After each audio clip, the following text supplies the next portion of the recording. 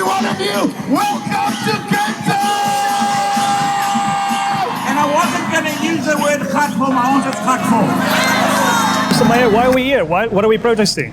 This is the DA's Power to the People March. It's wonderful to see the enormous support that we've got from all over Cape Town. It's nice to see other organizations coming to join us here today. There's a wonderful energy and vibe and spirit in the city. And the message is simple, that we reject the 18.65% energy price hike of the government. They want to give us an increase on power that we don't even get. What kind of a crazy government is that? And we say to the government, get your head out of the sand and start dealing properly with this energy crisis. When we were marching down Darling Street, I couldn't help but wave across to Madiba standing on the balcony. If Mandela was alive today, Mandela would be in this march. Sit net aan die lagte asseblief. Ons is so lekker by die DA.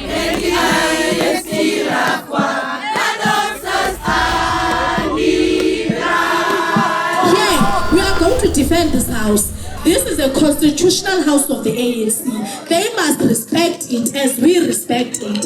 Mr. Plato, why are we here? What are we trying to achieve? We're here as a nation of Cape Town to express our disgust with the current electricity load shedding situation.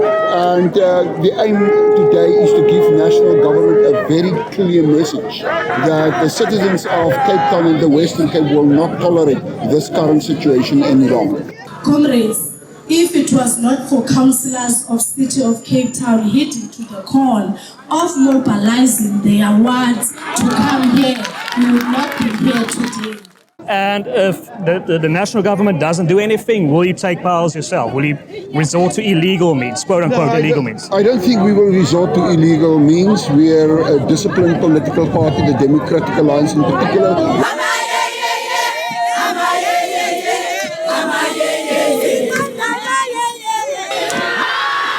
We are protesting against, ultimately, a dysfunctional party that is leading our country dysfunctionally. They do not deserve to govern anymore.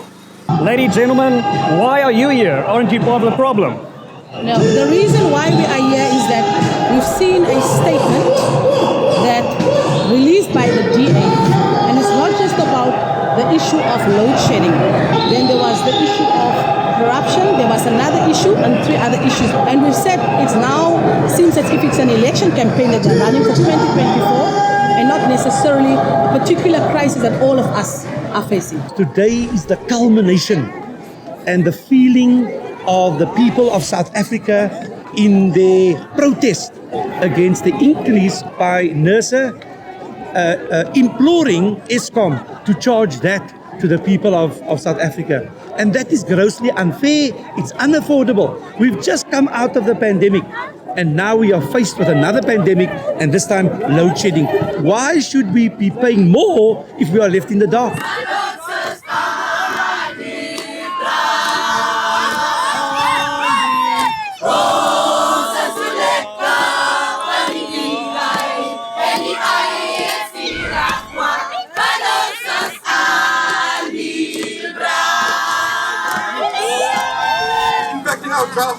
It's impacting our economy. It's impacting our health services even now. And now it has gone over to impacting agriculture and thereby food security. Do you believe that such a party deserves to govern us? No! Jack, why are we here? What are we doing?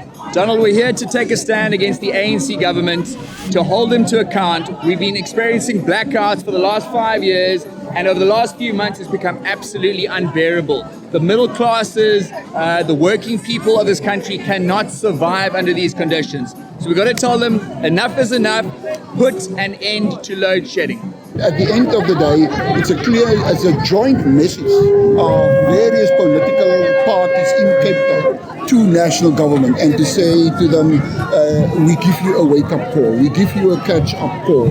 You will have to step into line to budget for the necessary budget needed by Eskom to deal with old ancient infrastructure, to deal with old equipment, and currently the budget availed to Eskom is clearly not enough. They cannot do what they need to do, and that is part of the problem we experience.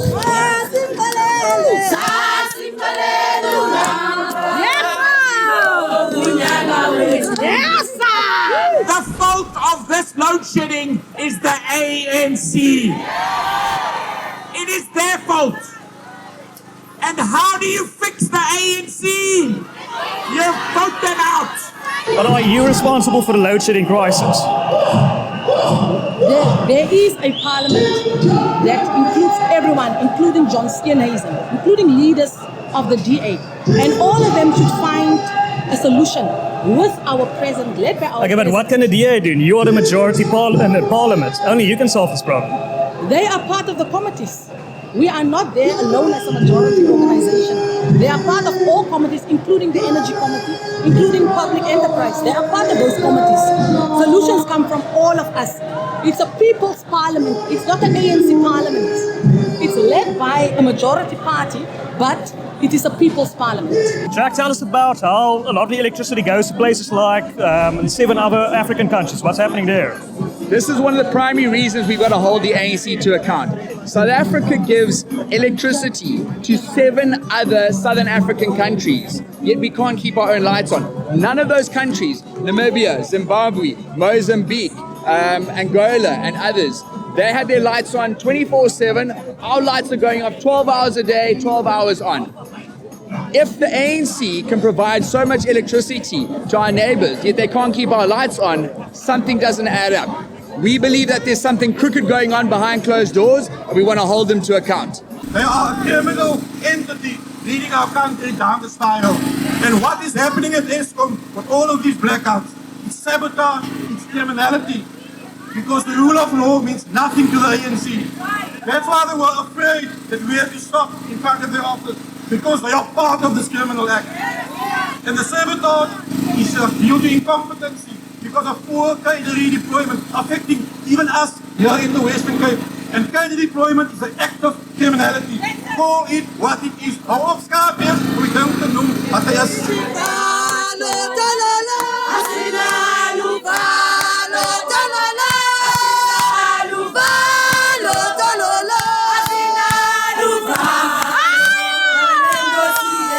The ANC government is really taking South Africa for a ride. We cannot afford it.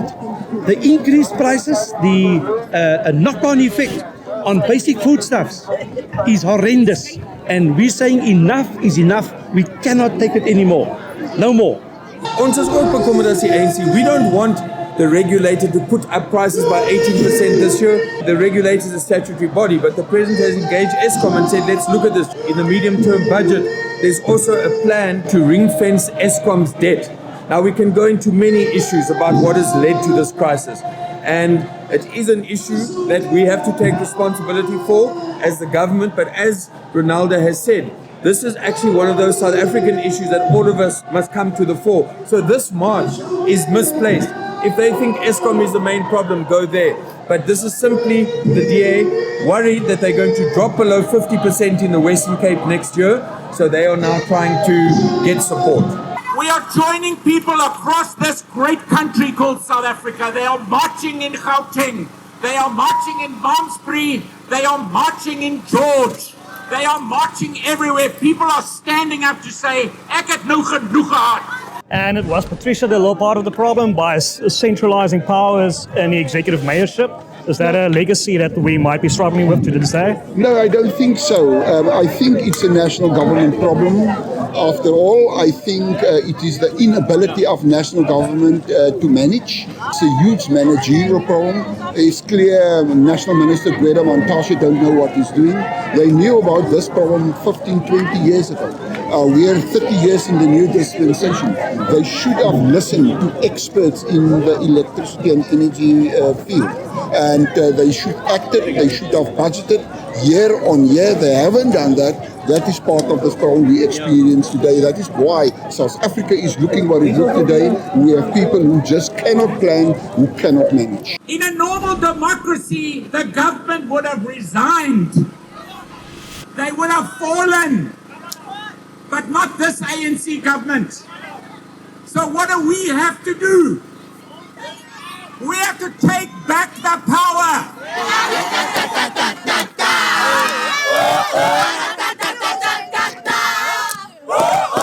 And do you think you're doing enough to solve the load shedding problem? President is coming with solutions. And we are saying to the DA, also put your minds together in terms of what solutions are there for this crisis that all of us are facing. Because it's not just affecting the DA, it's affecting also our constituencies. SOEs are broken. Who broke them?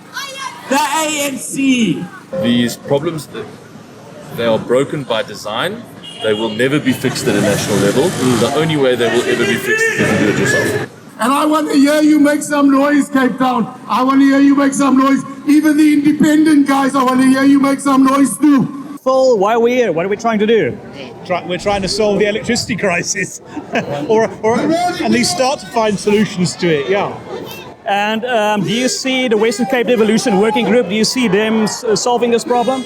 Well, I think to a certain extent, probably electricity is the one solution where actually the Western Cape government have made fairly good progress and has started to find solutions. I think in 2025, the first 0.6 gigawatt will come on. So probably it's not been the focus of the devolution working group because in many ways the legislative hurdles have already been overcome. There just needs to be time to move forward. And when we will get rid of all load shedding stages? Because at the moment it's -2. Our target is within 4 years to be rid of 4 stages. And I think we're on track to do that. I think probably the challenge from a Cape Independence perspective is just that, to say how long has it taken, knowing what the problem is. I mean, I think the DA said in their own website that they identified this problem 25 years ago. They've been in power for 14 years. The question is, why couldn't they fix it? And it's certainly not for lack of trying, to give the DA's credit, but our system of government has actually prevented the provincial government from protecting the provincial people from the national government. Many of you said, Amandla, Awetu. That meant power. Power to us, the people. But where is that power?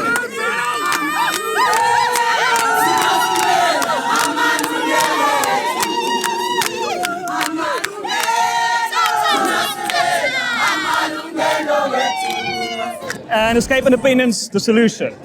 We believe Cape Independence is the solution, but we're willing to find any midway between Cape Independence and keeping the lights on, keeping a government to account, and making sure that the people of this country can live the best possible lives that they can.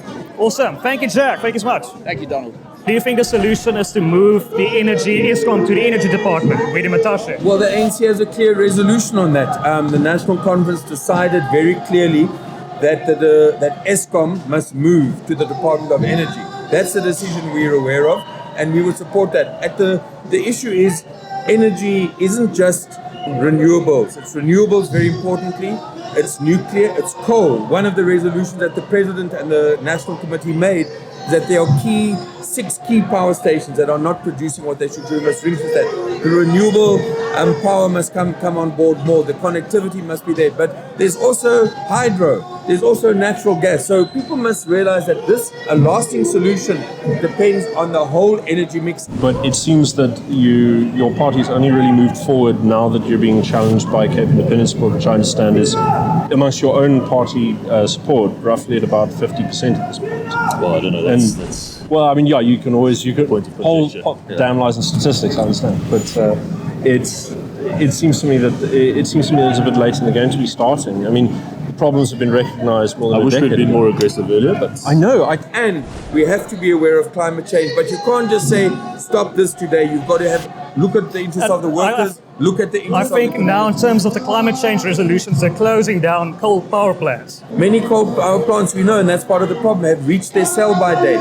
So one option is whether you extend them, you can also utilize technology which makes it cleaner. But we have to bring in natural gas. We've got to bring in more renewables. And we've also got to look, people want to dismiss nuclear.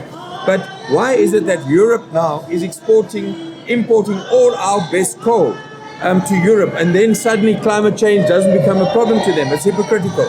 So if I understand correctly, devolution is too slow a process. Cape Independence is really the solution we need to drastically solve this problem. Well, look, in terms of electricity, I think the back of this particular problem has been broken legislatively. Like I say, I think we still need to let the free market in and to address the issue. But I think the working group and devolution would focus on other issues. I think would be a priority now, and I think likewise for Cape Independence. Eskom crisis is very obvious because your lights go off 2 or 3 times a day, but there are other problems that are just as pressing that perhaps aren't quite as self-evident, and Cape Independence is certainly the solution to those. And what? Yeah. So you go. Unemployment being the biggest one. Oh, yeah. Officially, you're against Cape Independence. Yes. Okay. Unofficially, still. Me personally, yes. Yeah. Okay.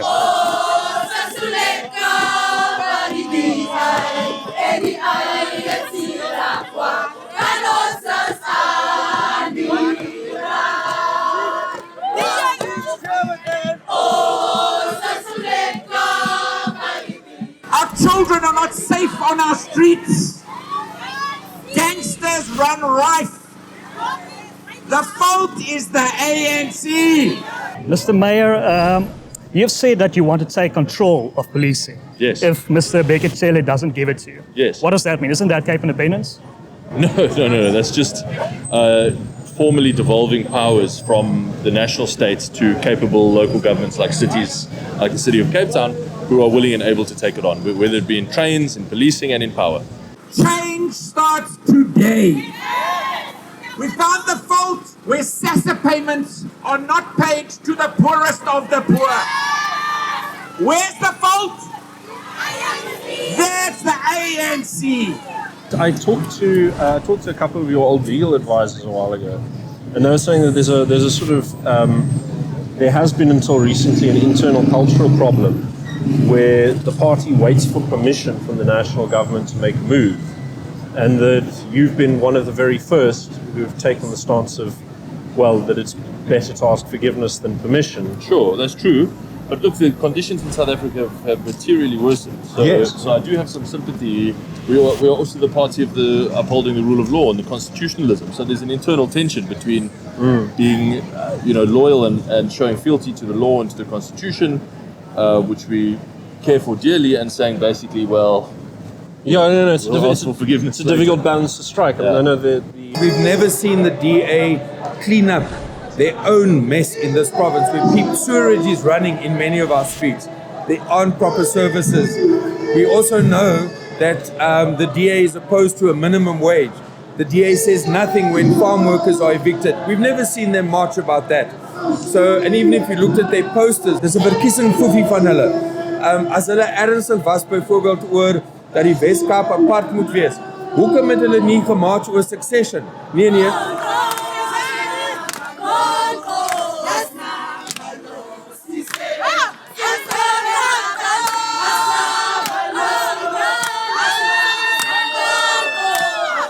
There's a squatter camps here around the corner.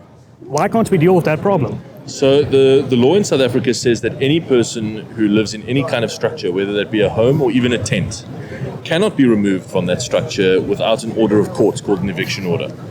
And in order to get that, you have to be able to provide alternative accommodation at the public expense. Now, we can argue about the rationality of that law. To be honest, I have profound concerns about that law. But it is there, and that is the courts have upheld it in many, many cases. So what we have to do is provide the alternative accommodation at our public expense, and then go to court and ask for the eviction order to grant the eviction to compel those people to move into that alternative accommodation. But aren't they contravening other laws? Yes, they're contravening many other laws, but in many court cases, there's ample case law, probably a dozen or more cases, that the Prevention of Illegal Evictions Act, the so-called PI Act, trumps many other laws and bylaws. You cannot, because it's linked to the Bill of Rights, you cannot evict anyone without alternative accommodation and an eviction order granted by a court. There are squatters right here around the corner. Would you be in favor of getting rid of those people? Of the squatters? Yeah, a lot of squatters around here. That's a different question now. Yeah. Okay, but the homeless people, I know took the DA to court and won that case in court against the city of Cape Town. So I would say, yes, we understand. Housing is the biggest problem. Once we solve the housing issue in the Western Cape, instead of the DA returning all of that money that national government is giving them and ensure that there is affordable housing for our people, we won't have squatters anymore. This last year, out of a housing grant budget of close to R1 billion, there was about 40 million rand unspent. Now, if you think of that over the course of a budget of $1 billion, that's 4%. That means 96% spent. Now, it's extremely difficult to get exactly at 100% when you're spending that kind of budget.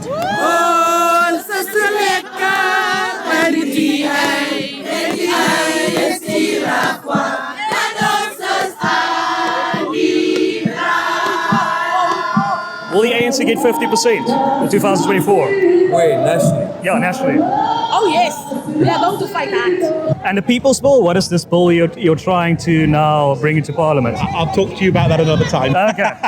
There's a Western Cape devolution working group at the moment, and I was contracted to do some research for AfriForum in this regard, and looking at all of the different loopholes and areas where the Western Cape actually has considerable powers to take power back.